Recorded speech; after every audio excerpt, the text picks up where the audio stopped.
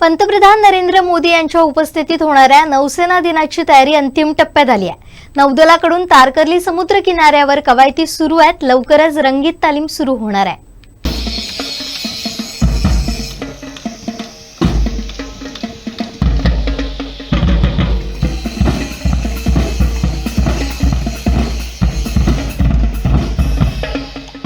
या वर्षीचा नौसेना दिन मालवणात साजरा होतोय। त्यासाठी देशाचे पंतप्रधान नरेंद्र मोदी यांच्यासह अनेक व्हीव्हीआयपी मंडळी या निमित्तानं मालवणात दाखल होणार आहे। गेले अनेक दिवस प्रशासनाकडून जय्यत तयारी करण्यात येते।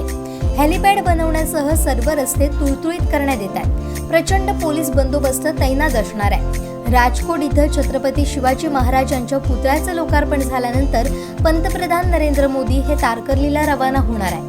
त्यासाठी तारकर्लीत भव्य शामियाना उभारण्यात आलाय। त्या ठिकाणी सुद्धा पोलीस बंदोबस्त तैनात करण्यात आलाय। नौदलाच्या विविध युद्धनौकांची प्रात्यक्षिक सादर होणार आहे। सध्या तारकर्लीत उभारण्यात आलेल्या भव्य मंचावर नौदलाच्या जवानांच्या विविध कवायती सुरू असून जवानांनी भारत माता की जय अशा घोषणांनी आणि पेट्या मशालींसह सादर केलेली कंटिन्युटी ड्रिल ही कवायत सध्या सोशल मीडियावर व्हायरल झाली आहे।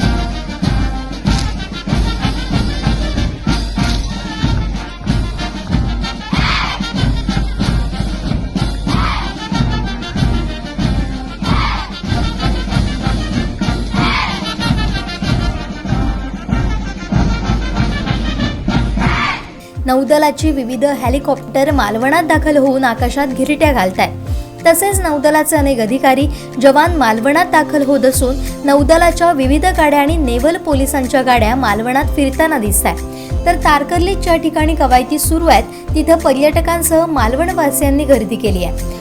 पंतप्रधान नरेंद्र मोदी हे मालवणात येत असल्यानं मालवणासाठी अभिमानास्पद असून पुढील काळात मालवणचं नाव जगाच्या पटलावर जाणार असून पर्यटकांच्या संख्येतही वाढ होणार आहे।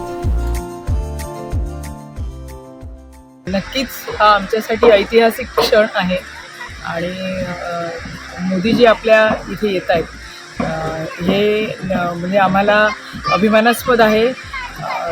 अनेक पर्यटक इथे आलेले आहेत आणि त्यानिमित्ताने मालवणचे पर्यटन व्यवसाय तर नक्कीच वाढणार आहे, पण देशप्रेम देशभक्ती या दृष्टीने सुद्धा म्हणजे नौसेना म्हणजे काय हे फक्त आपण ढोबळ मनाने आपल्याला माहीत होतं, पण प्रत्यक्षात इथे जी काही प्रात्यक्षिकं त्याची परेड चालू आहे, त्याचे व्हिडिओ आता व्हायरल झालेले आहेत आणि ते बघितल्यावरती नक्कीच आम्हाला असं वाटतं की हे प्रत्यक्ष बघायला मिळणं हे मालवणवासियांसाठी नक्कीच म्हणजे महत्त्वाचा क्षण आहे आणि अविस्मरणीय ठरणार आहे। हा आमच्यासाठी खूप आनंद वाटतो। म्हणजे माहीत झालं आहे की मोरयाचा धोंडा हा मालवणवासियांचं श्रद्धास्थान आहे, तर त्याला आता जसं पंढरपूरची पूजा जसं त्याला शासकीय इतमामात होती तशा प्रकारचं स्वरूप देण्यात आलं आहे, तो दर्जा देण्यात आला आहे। त्याच्यामुळे पर्यटक संख्या नक्कीच वाढणार आहे, पण मालवण हे पर्यटन स्थळ समुद्र किनाऱ्यामुळे प्रसिद्ध होतं, पण त्याची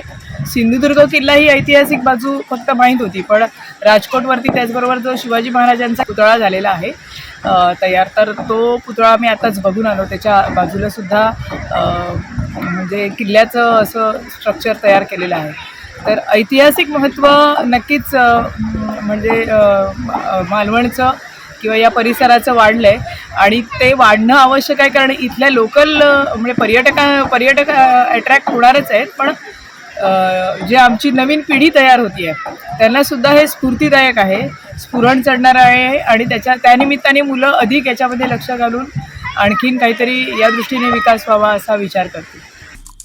आमचे दिवसभरातले सर्व अपडेट्स, ताज्या घडामोडी आणि थेट लाईव्ह पाहण्यासाठी सबस्क्राईब करा, लाईक करा कोकणचं नंबर 1 महा चॅनल कोकणसाद लाईव्हचं YouTube चॅनल.